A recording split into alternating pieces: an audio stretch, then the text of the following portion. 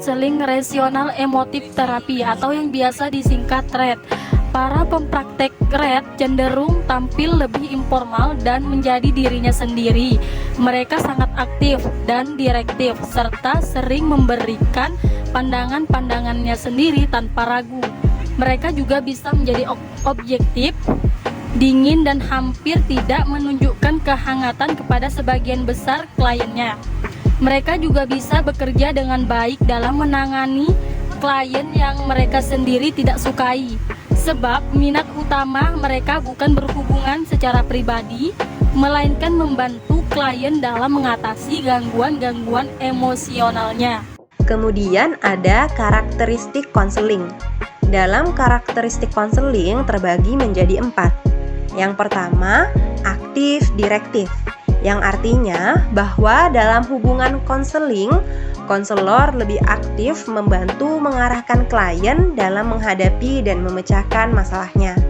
Yang kedua, ada kognitif eksperiensial, yang artinya bahwa hubungan yang dibentuk berfokus pada aspek kognitif dari klien dan berintikan pemecahan masalah yang rasional.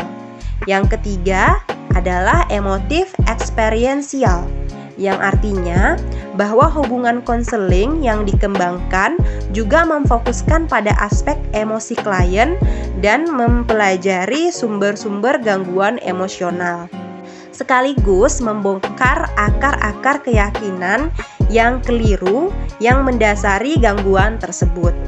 Nah, yang terakhir adalah behavioristik, yang artinya bahwa hubungan konseling yang dikembangkan hendaknya menyentuh dan mendorong terjadinya perubahan tingkah laku klien.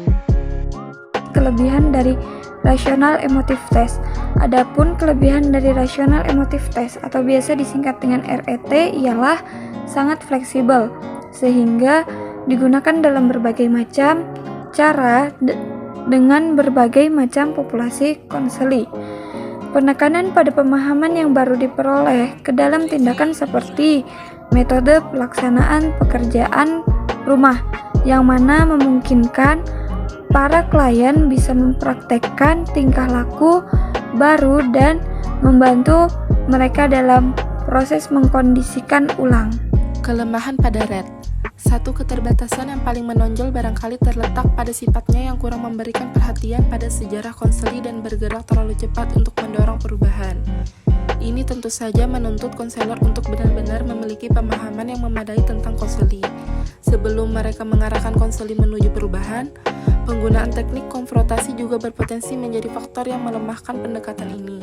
Jika konseli merasa bahwa ia tidak didengarkan dan diperhatikan, ada kemungkinan mereka akan menjadi resisten dan mengakhiri proses konseli secara prematur. Konselor ada kemungkinan menggunakan kekuasaan secara salah ketika mereka mendesakkan pemikiran mereka pada konseli tentang apa yang mereka yakini sebagai keyakinan atau pemikiran yang rasional. Berkenaan dengan sifat direktif dari pendekatan ini adalah penting bagi para konselor untuk memahami diri mereka sendiri dengan baik dan tetap menjaga untuk tidak memaksakan filsafat hidup mereka pada konseli. Karena konselor memiliki power dalam pendekatan yang bersifat direktif, maka mungkin saja secara psikologis ini membahayakan konseli dibandingkan dengan pendekatan lain yang non-direktif.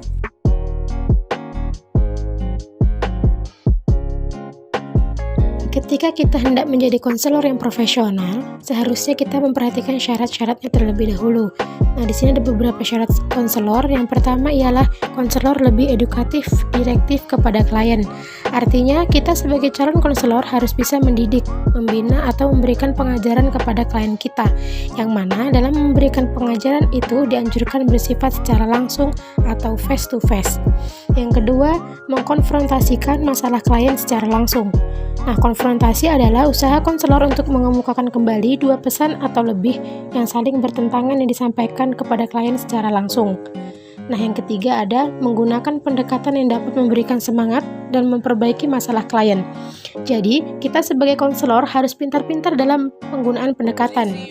Kita harus bisa menyesuaikan pendekatan yang akan kita gunakan dengan latar belakang atau masalah yang dihadapi oleh klien kita, agar klien kita merasa nyaman dan bisa ditemukan solusi dari masalah tersebut. Yang keempat, bisa menekankan bahwa ide irasional dapat menghambat emosional.